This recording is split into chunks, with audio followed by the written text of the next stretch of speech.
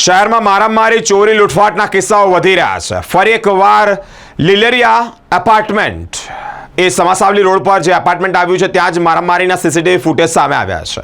એક વ્યક્તિ જેનું નામ વિરલ છે, એ વિરલને બેરમીપૂર્વક માર મારવામાં આવ્યો છે બાપ અને દીકરા દ્વારા.